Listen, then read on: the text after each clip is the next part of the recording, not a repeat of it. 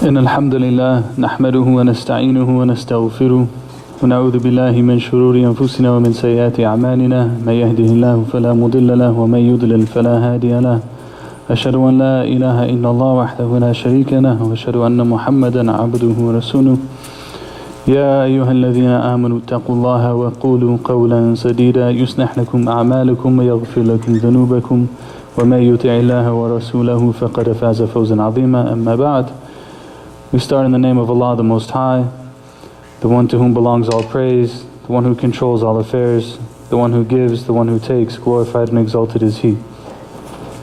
And we send peace and blessings upon the Prophet Muhammad sallallahu alaihi wa alihi wasallam and his family and his followers until the end of time. Ameen. We want to take a few moments this week to reflect on some of the lessons that we can learn specifically from the humility of Sayyidina Musa alayhi salam. And as many of you probably know, the story of Moses, or the story of Musa alayhi salam, peace be upon him, is the prophetic story that is most mentioned in the Qur'an. If we were to talk about that which is being mentioned by name, technically I think we can probably say that the Prophet ﷺ's story is the one that's most mentioned in the Qur'an, especially by way of direct address. This you over and over again. But in any case, outside of the Prophet Muhammad ﷺ, the story of Musa alayhi salam is the most mentioned story of a prophet in the Qur'an. And certainly that is not something that is haphazard. There must be wisdom in that. There must be reasons and things that we can learn from his story that are extremely important for us as individuals and also as a community of believers. And oftentimes people will refer to the magnitude of the stories of the people of Bani Israel, the children of Israel in the Qur'an, and sometimes people take that in strange directions. But really the big lesson in that for us is that this is a community of believers who had guidance and made any number of mistakes, and God worked with them and did different things with them that resulted in different consequences, and there's things for us to learn in that. But specifically when we talk about the humility of the Prophet Moses alayhi salam, there's really interesting things there. And some of them happened before his a formal anointment into prophethood, so to speak, but some of them also happen afterwards. So we'll start with one of them, which is the story of when he alayhi salam left his town and went to seek refuge in Midian. And it really, when you really kind of put yourself in the context of the story, you realize how difficult what he did was, and how much there is to learn from that. Because I would imagine, for example, that there's any number of people in this community, and certainly in the American Muslim community as a whole, who are probably refugees. And they understand how difficult it can be to find oneself in a position to give, and to find what's needed internally to give in times of utmost need. Right? And this is essentially people who are in a position of being refugees. This is what they are. They've been driven from their homes, they've lost everything that they have, they're going into this new place, they might not understand the language, the culture, all of these kind of things, and yet there's still opportunities for the person to give, because that's the way human life is, right? Every single moment of our lives are opportunities for us to give. And so we find that in the story of Musa alayhi salam, when he leaves Egypt, or the populated kind of area, the city center of Egypt, and he goes to Midian, that the first thing that he finds as he comes to this population is he finds the well, and he finds all the people crowded around the well, and he sees these two women who are kind of on the side, and he asks them what's going on, and they said, well, we're here to get water because our father's elderly and he can't do it himself, so we're here to get the water from the well, but this is how crowded it is, we can't actually get there, right? And so this is, as we mentioned before, the stories in the Qur'an, they're not these haphazard random stories, they're archetypical stories, which means that they represent patterns that repeat themselves. So if you take out the particulars of the names or the places and you just look at the general frame, you'll see that that general frame is a frame that will repeat itself. So here you have a context of a person coming to a place and finding some people where the men are taking up all the space, and there's some women on the side who are trying to do something that they're not able to do it in a way that allows them to still maintain their respect and their dignity and so on. So Musa alayhi salam is fleeing, he's literally fleeing from his home, right? He doesn't know what's going to happen. He doesn't know where he's going to live. He doesn't have a job. He doesn't have any money. He doesn't have anything, alayhi salam. And he comes into this situation and he finds this circumstance. And what's the first thing that he does? Is he serves. First thing he does, he sees what's going on. He asks them, what's the situation? He says, okay, I'm going to help you. And he takes the water and he gets the water for them, and they take the water and they go. Right? Of course, one of the things that we also learn from that is that if we're able to muster up the strength internally that's needed in order to serve and to give in times when we need to be served and we need to be given to, that oftentimes that's a means by which Allah opens up other things for us. Right? So he came with no food, he came with no money, he came with no shelter, he came with no family. Right? And he found these women and he got them the water, and he didn't look for any praise from it. He didn't look for any thank yous. He didn't look to like be the popular guy in town or the one that helped the women when they were in need or any of those kind of things. He just did what needed to be done, right? And what ends up happening from that, as we know, is that he gets a family and he gets a job and he gets a place to stay. All of the things that he needed were taken care of after that one act of service in a time when he really needed to be served, right? But that's an act of humility. It takes a lot of humility to go and do that when you're in the position that you're in. And then what happens after that is further humility, because what we see with Musa alayhi salam is some level of, even though he's so strong, you see a level of humility with the people, and you see a level of humility in his relationship with Allah. And all three of the examples that we're going to get to, if we have time, they all show this. So in this one, he helps him with the water, then he sits down under the tree and he says one of my favorite du'as in the Quran, Rabbi inni lima anzalta ilayya min khayrin faqir. Such a beautiful du'a. He says, basically, he says, Allah, my Lord, whatever good that you can give me, I'm in need of it. Whatever good, like he's not quantifying it, he's not picking, like he's not, the decorations maybe are a good reason to mention this, but we've mentioned before that our relationship with Allah it cannot be the relationship of someone with a divine Santa Claus. That basically I get on the good list and I ask for everything that I want, and then I get everything that I want because I'm on the good list, and that's the way. It doesn't work that way, right? Allah is Allah. Allah is going to give you whatever He wants to give you. And we worship Him regardless. And we don't make demands of Allah. We ask of Allah because He is Allah. And He wants us to ask of Him. And so we turn to Him and we ask of Him, but we don't ask of Him like we're commanding Him. We're in the position of being the servants. So he says, he raises his hands and he makes this dua, Rabbi inni lima anzalta ilayya min khayrin faqir. Any good that you can give me, Ya Allah, I'm in desperate need of it. Very humble dua and very beautiful dua, right? So this is one of the examples of Musa alayhi salam and his humility.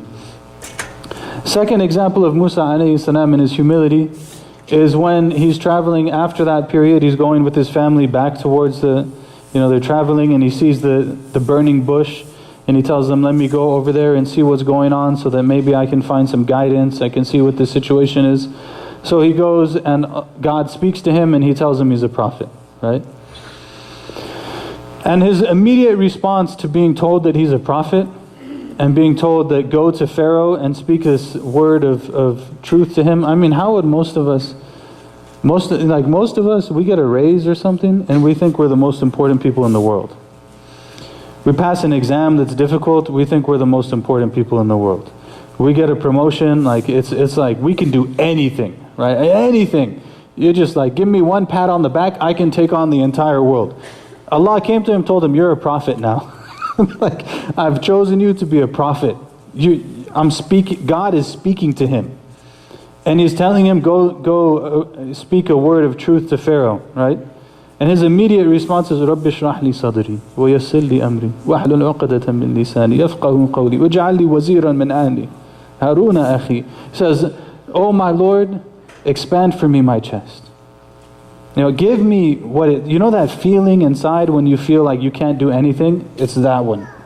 The constriction of the chest. And that feeling when you feel like you can do anything, it's the expansion of the chest. He says, رَبِّ اشْرَحْ لِي صَدْرِي. Give me that expansiveness of heart. Give me that ability to handle all of these things that are going to come along with that journey. There's an acknowledgement here that I can't do this by myself. I need you, Ya Allah. That takes a lot of humility, right? And make my situation easy for me. And untie the knot from my tongue.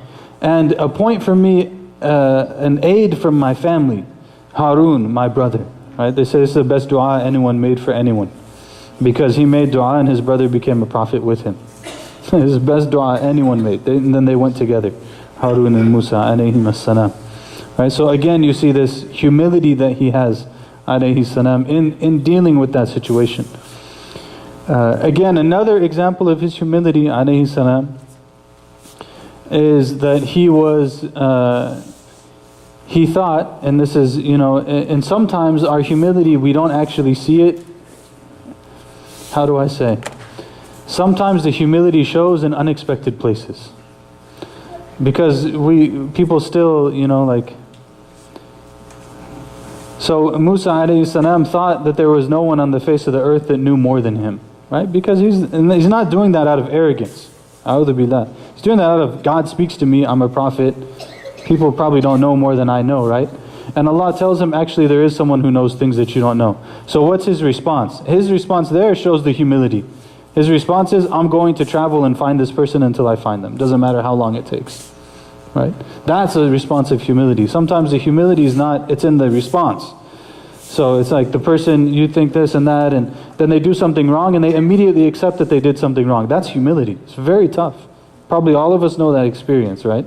When you do something wrong and then someone recognizes it and they tell you that actually that was probably a mistake, and regardless of how they tell you, it's still hard.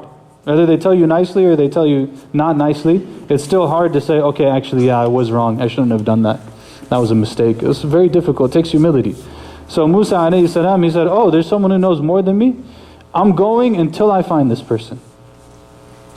I'm going to go until I find them. And that's the whole story in Surah Al-Kahf when he goes and he travels to find Khadr.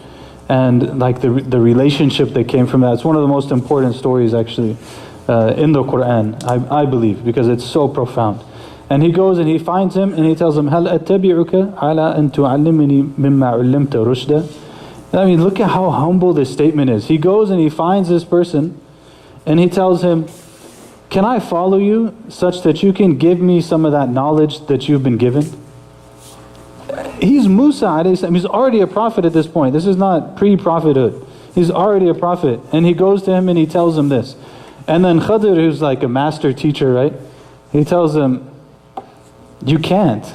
Like you won't be able to have patience with it. وَكَيْفَ تَصْبِرُ عَلَى مَا لَمْ تُحِيطُ بِهِ خُبْرًا. How can you have patience over something you haven't experienced yet? And this is a really important point in education, right? Like there's education that's entirely intellectual.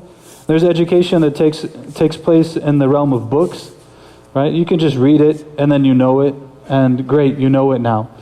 But that's not actually really the essence of the education of the prophets.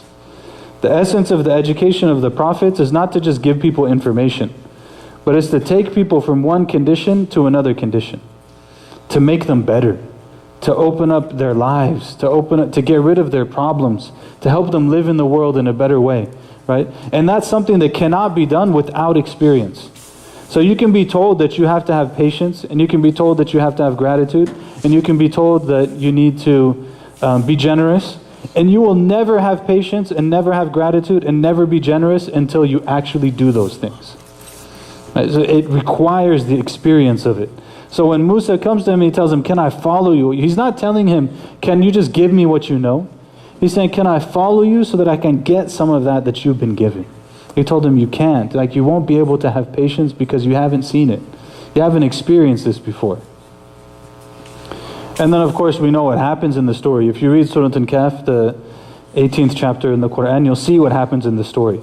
Musa alayhi salam and the interaction is a very profound thing. It needs its own topic. But in any case, we see the humility that Musa alayhi salam has in that circumstance. So inshallah in the second half of the khutbah we'll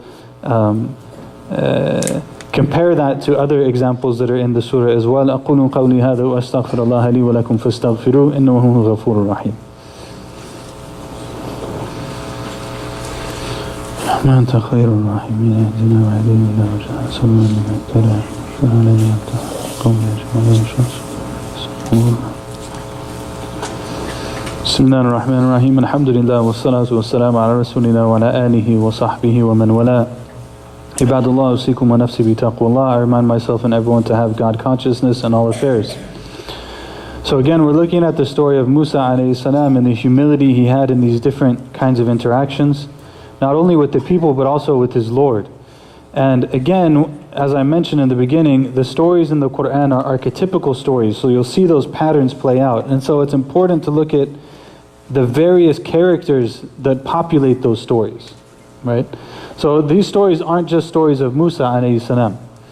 But if we think about Musa's humility, you think about the other side of that, which is essentially to be arrogant and to misuse power and to not act appropriately in the earth, right?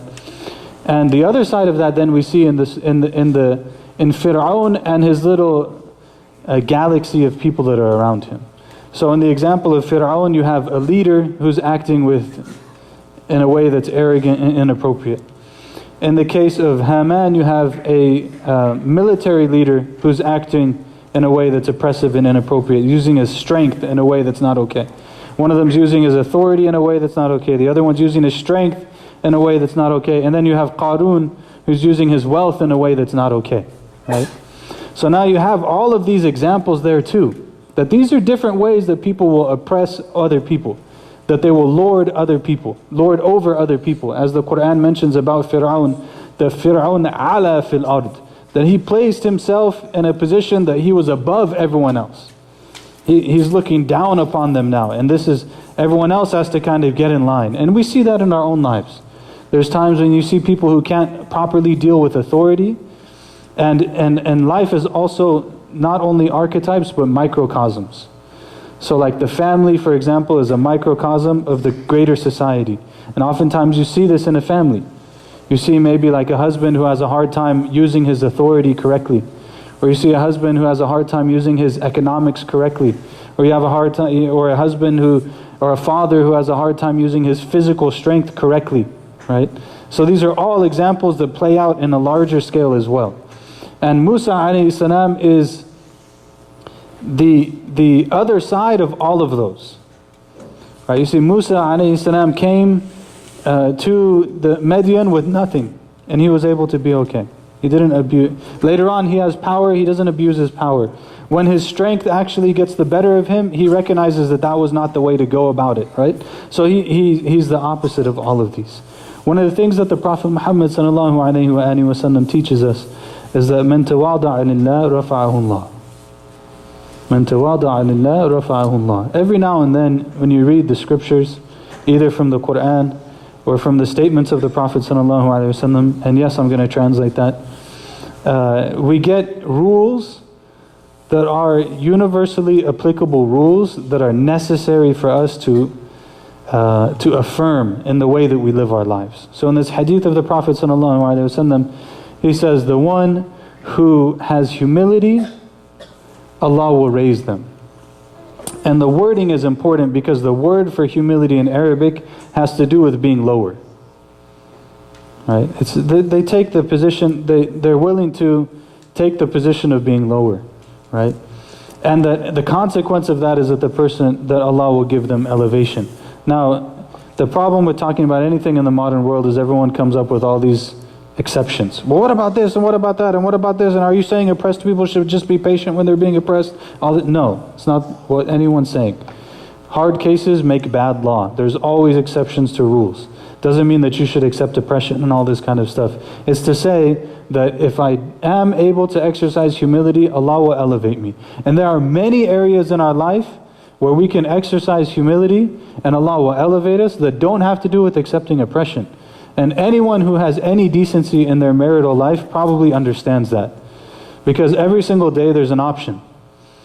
Right? Every single day there's at least, if you're awake, there's probably at least one time in the day when you can say to yourself, well, I could do this or I could do that. And one of those is going to be the option that's like, I'm going to go the easier route. And that brings me to the last point that I wanted to make. is that when it comes to our daily lives, when it comes to how we interact with one another, we talked, the whole khutbah was about humility, right?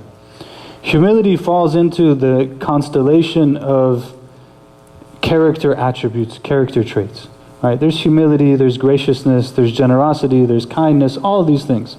All of these things they have to do with how we behave. And how we behave is one of the most essential questions actually of our belief itself. Our belief is not just like a bunch of things that we check off, right? The Prophet ﷺ said what, for example? "Man kana yu'minu billahi wal yawmil akhir falyaqul khayran aw liyasmut." If they believe in Allah on the last day, then let them speak well or remain silent. This is an issue of belief. If they believe in Allah on the last day, then let them be generous to their neighbor. So that generosity then to the neighbor is part of the belief. So how we are as a people and how we engage with one another is one of the most essential questions. And one of the biggest problems that we have as a people is we boiled everything down to rules. So very often people will come, they say, "Imam, can you tell me what are what are the rights of a wife over a husband, and what are the rights of the husband over the wife?"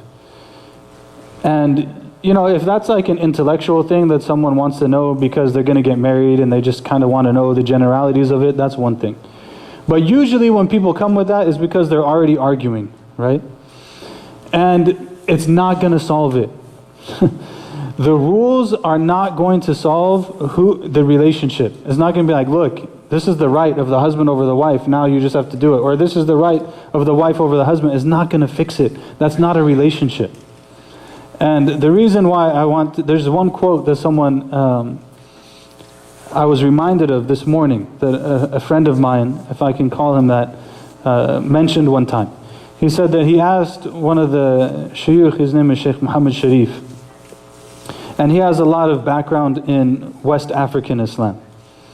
So he asked him, he said, how come the Fuduwiyya, which are like the family and the inheritors of the legacy of Sheikh Uthman Dan Fodio, who was a scholar and reformer in West Africa, and his daughter was a great scholar, and they're like a whole family of really amazing people several hundred years ago. He said, how come the family of the Sheikh and him, they didn't write much in marriage? They wrote tons of books, they wrote all kinds of books. So how come he didn't write much about marriage? And the Sheikh responded, he said, because they were people of ihsan. And that's really like, they were people of ihsan means what? It means they were people of beauty. They were people of excellence. They were people of spiritual rigor. They cared about being courageous people. They cared about being humble people. They cared about being honorable people. They cared about being generous. They cared about being sources of beauty in the world. So why do they need a book with all the rules on how to be in a marriage? They just know how to be. They're people of ihsan. Right? When we talk about humility, we talk about this legacy of Musa alayhi salam. We're reminded that us ourselves, we want to be that. Our religion is beautiful. The qualities and the attributes and the things that the Prophet ﷺ brought into the world in the most perfect form, those things are beautiful. And our religion, and the way that it looks, and the way that we live, and the way that we interact with one another, that should also be beautiful. And when it's not, that's when a lot of this doesn't make sense anymore, because you guys are saying these beautiful things, but look what I'm seeing, right? So Musa alayhi salam, he was living this amazing example of what it means to have humility with people, what it means to have humility with Allah subhanahu wa ta'ala, and in the submission to Allah subhanahu wa ta'ala. We ask that Allah on this blessed day helps us and takes care of all of our needs. Oh Allah, forgive us of our sins and our shortcomings, accept from us our deeds.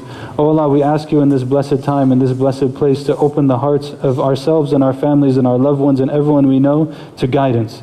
We ask you, Ya Allah, to give us ease in our situations, to give us facilitation in our affairs, to save and protect our children, to make us exemplars of what light and beauty mean in the world. We ask you, Ya Allah, to give victory to the oppressed, to give food to those who are hungry, to give shelter to those who are shelterless, to give aid to those who are suffering. We ask you, Ya Allah, to make our days and our nights days and nights of remembrance, and days and nights of worship, and days and nights of submission, such that we can plant the seeds of wonder and awe in our hearts. in our worship of you, and that those seeds will bear their fruit in our actions and in the way that we live. Ya Allah, Ya Arhamar Rahimin, اغفر لنا ذنوبنا وإسرافنا في أمرنا وثبت أقدامنا. اللهم بارك فينا وبيننا وألف بين قلوبنا وصفوفنا. اللهم وفقنا إلى ما تحبه وترضاه. اللهم وفقنا إلى ما تحبه وترضاه. اللهم علمنا ما ينفعنا وانفعنا بما علمتنا وزدنا علما وعملا صالحا. اللهم تقبل منا واعف عنا وآتنا في الدنيا حسنة وفي الآخرة حسنة وقنا عذاب النار. وصلى الله وسلم على سيدنا محمد وعلى آله وصحبه وسلم تسليما كثيرا. وأقيموا الصلاة.